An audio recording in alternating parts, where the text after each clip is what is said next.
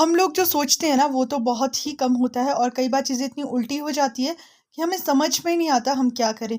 अभी करीब शाम के 6:30 बजे मेरे भाई पहुंच गए थे मुझे लेने मेरे घर पे, क्योंकि अगले दिन सुबह मुझे जाना था मायके और पैकिंग मेरे को अपनी करनी थी और करनी पड़ गई सासू माँ की।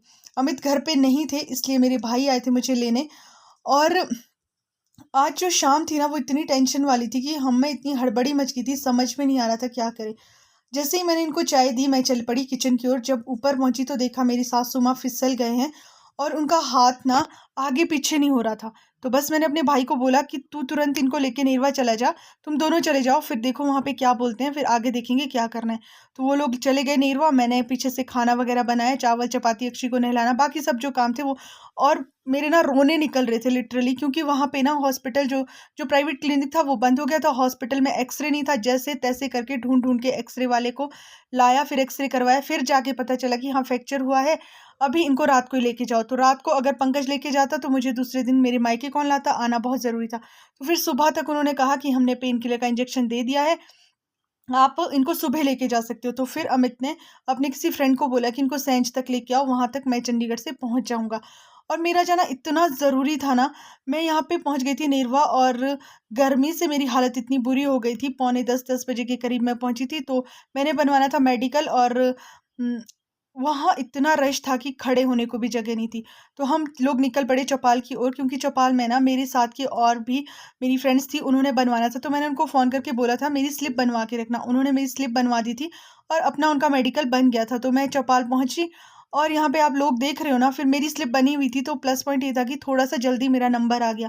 फिर भी 12:30 मेरे को बज गए थे, 12 साढ़े 12 मेडिकल बनवाते-बनवाते। फिर वहाँ से मैं निकली, अब मैं जा रही थी तहसील की ओर। जब मैं वहाँ पे पहुँची तो उन्होंने मुझे बताया कि फॉर्म वगैरह जो भी लगते थे वो साइबर कैफ़े से लेकर आओ। और यहाँ पे ऑलरेडी इतनी भीड़ थी कि आज ना मतलब भीड़-भीड़ ही, और ऑलरेडी टेंशन में इतना दिमाग टेंशन में चल रहा था, तो समझ से बाहर ही हो जाती है कई बार चीज़ें। यहाँ पे फिर मैंने जैसे-तैसे फॉर्म्स लिए, फिर मैं चल पड़ी वापस तहसील की ओर। और यहाँ पे ये हमें बता रहे हैं कि ये फॉर्म इस चीज़ के लिए है, इसका ये यूज़ है, जो भी चीज़ें होती है। बस फिर यहाँ पे हमारा काम, काफ़ी देर हो गई थी, हमें 2:30 बज गए थे यहाँ से निकलते-निकलते। और मेरे साथ थी क्यूट श्रेया, जिसको कि आप देख पा रहे हो। अगर मैंने कुछ गड़बड़ की तो तू पकड़ी जाएगी। और तेरी शक्ल भी मैं कैप्चर कर रही हूँ। और इसने, और मेरी एक और फ्रेंड है तापसी, उन्होंने ही मेरा स्लिप वगैरह बना के रखी थी और तहसील के काम भी पहले ये कर रही थी। तो मेरे को फटाफट से फॉर्म वगैरह बता दी थी कि ये लगते हैं दीदी, आप ऐसे कर लो। फिर हम लोग निकल पड़े थे शॉर्टकट वे से, क्योंकि 4 बजे से पहले मुझे पहुंचना था स्कूल अपनी ये सारी चीज़ें सबमिट करवाने। फिर हम स्कूल से वापस घर आ गए थे। और ये यहाँ पे मैं घर पहुंची थी, पता नहीं क्या बात हो रही होगी, मैं भूल भी गई हूँ। अब यहाँ पे रीता आंटी आए हुए थे जो कि पापा और के पास काम करते हैं काफ़ी टाइम से। मैं इनके साथ बात कर रही थी, हाल चाल पूछ रही होगी शायद। और ये अक्षिना एकदम से इतनी मिक्सअप हो गई थी कि बस बाहर अंदर जाए जा रही थी, इसको कोई मतलब नहीं था हम कहाँ पे है कैसे है। तो फिर मैंने अमित को कॉल किया था कि क्या बोला, उन्होंने बोला प्लास्टर लग गया है। और फिर सबसे पहले मैंने मम्मी को बोला यार खाना दे दो, बस जो भी बना हुआ है दाल चावल या चपाती मेरे को खाना है, क्योंकि सुबह से ना मैंने कुछ भी नहीं खाया था। मेरे को घर से 8 बजे निकलना था और निकलते निकलते ना 9:06 हो गए थे, क्योंकि घर पे बर्तन झाड़ू पोछा साफ सफाई करके आना था और घर को लॉक करके आना था। तो टाइम इतना ज़्यादा हो गया था, फिर फटाफट से मैं आई और कुछ भी ना खाया गया।